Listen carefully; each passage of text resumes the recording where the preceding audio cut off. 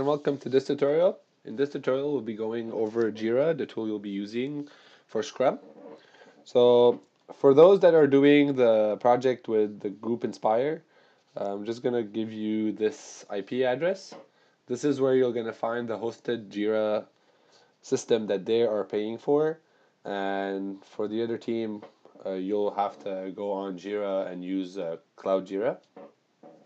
So let's just get started. I know that teams just got their projects and you might not have a backlog already ready, but don't worry, this tutorial is more about how to use JIRA and how to not make mistakes that our team had made before.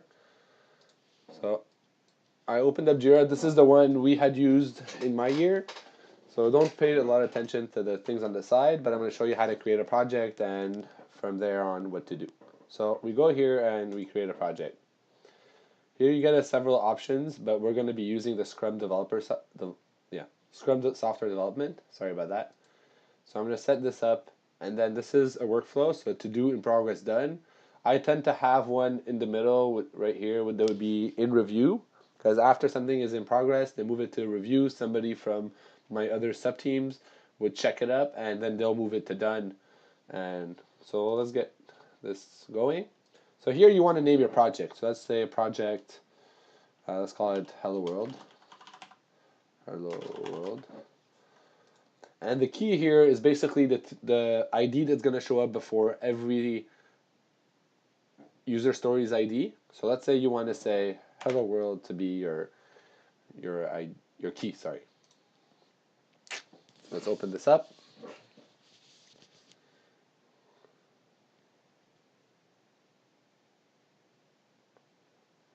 So this is this is a blank slate. This is how it looks. First thing, you are tempted to start creating your backlog, but I'm gonna have to ask you guys to look at right here on the side. You're gonna start by making an epic. So why am I saying this? In the real world, you're working 9 to 5. You have full days. So a feature could be implemented within a day. So having features as backlog created as issues, it won't be a problem because you'll move it very fast and you'll have a decent burn down start. But because here we know that you have classes, you want to make a feature an epic, and then every subtask that goes into that feature, let's say research, trying things out, making the UI for this, making the functionalities for this, you want them as issues so that as soon as I move, you get an incremental burn down chart going down instead of no activity, and then a whole week passes, and then finally you finish this one feature, and you have a whole chunk that goes down. As you'll see in my deliverables that I'll make available to you guys, you'll see that we had like a stairway instead of a burn down chart that was progressive. So let's say I want to create an epic. Let's say we're going to say the epic name is the feature 1. Feature 1. Summary is, for clarity, you want to say, oh, this is to do something. So I'm going to create this. So right here you see I could have many issues linked here. How many did I complete? How many are not estimated? How many are estimated? So we just made our first epic. So we'll call it feature 1. Let's say we want to do research for feature 1. And I'm going to, as simple as say, that's all I need, enter, it creates this first issue. Now as you noticed right here, there's a dash because I never gave it the waypoints. So back in 384, when you did your Lego workshop, you learned how to estimate. So by clicking on this, I see here a panel that opens up. I have multiple information I get to put in here. So right here, estimates, I'm going to say research should be a 1. Won't take me very long to do this. Yes, save it. It starts off into the to-do list, and let's say I want to assign it to someone. I get to say assign it to me, so it will be my job to do this. And right now I get to see who's going to be doing this. I get to put in more information if I need to, and even attachments and subtasks. Subtasks my team used when they had to communicate about things and little links that they made or little things that they had to do between themselves that don't really matter to the overall project. They would put here, but just pay attention to this because this is not weighted. So if you do a subtask and you move it through the workflow, it won't give you anything in the burn down chart. Last but not least, after I've done this, I want to link this to an epic. So right here you see epic link, none. And I would say, well, you're supposed to be linked to feature 1. And I'm say yes.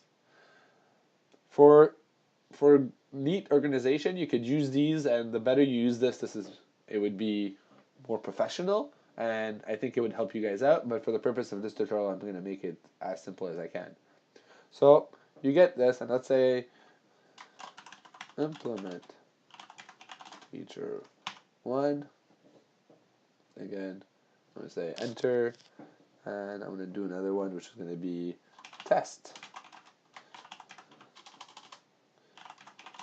feature 1. Sorry about the keyboard and the sounds, I know, but I had to use the keyboard for this tutorial. And let's say I'm going to do test is not going to take me much. It's going to take me like 3 user story points to do. Again, don't forget to link them to the epic. Yes, and let me just do this one. Same thing. I go in here and I link it to the epic. And to implement now, I think this should take me 6 user story points because it's going to be a hard feature to do. I'm going to assign this to me too. Perfect. So this is how you build your backlog. You're going to go through all the features that you want to create, and after you weigh them all, you do this. And now, in your deliverables, this is the ID you should have for your backlog so that we know that, hey, what happened to HW3? Well, you can refer to JIRA also, and it'll be the same HW3 and not have to cross-reference. So you have everything built down. You can see here now I have stats on what's happening. Let's say I want to create a sprint. I do create a sprint. I get to simply drag and I'm say in my sprint 1, we're going to be researching for feature 1, implementing for feature 1, and I think testing we won't have time to do it in this sprint, or we could. But let's say for this purpose, I'm not doing this. I want to edit the sprint and say you can name your sprints, but what I'm looking for is so this is preset, sorry, because it's based on the settings I had made before to a 2-week sprint. So let's say I want to do start the sprint. Right here you'll see 2 weeks. I have the date of when it starts, when it ends. Usually the end date is going to be like on the website we gave you guys with the end of every sprint. So you want to have these dates the same. And all you have to do is say, okay, start. Now crucial. So this is the workflow I was talking about. You could add columns if you want, or if for some reason you don't, then you get to use this. The only time the burn down chart will go down is when this box reaches the last one, then you'll have a significant burn down chart. What I want to show you guys though is, let's go back to my active sprint. Oh, sorry, my backlog. If at any time I come in and I bring in a new feature and I put it into my sprint, my burn down chart, let's say the graph was going like this, it'll go up based on the user points and then start going down again. Or if I pull something out, it'll affect the graph. So make sure when you're actually building your sprint and you start it, either add, and if you're removing, know that it's going to affect your chart. So just watch out for that. And after all of this is done, the sprint will end by itself, or you could even stop the sprint when it ends, and then you'll create the next sprint for the next sprint. I don't need to explain that. Something very important, we're going to see in our tutorial how to link these IDs to your GitHub repos. So now when I'm creating a commit, I need to use a specific syntax that we'll see together on how to make this HW4, and then you're going to follow it with what column does it need to go, so that when I'm in here, just by doing a commit and using the right syntax, this is going to move by itself to in progress. And then again, it was going to move to done when somebody finished coding this, so that your developers don't really need to go into JIRA and do this manually every time. I think that kind of sums it up.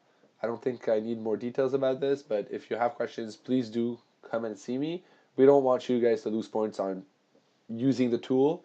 I'd rather you lose points because you made a mistake and you want to learn from this than a tool that you didn't know how to use and now it costed you points. Well, I hope this was helpful, and see you next time.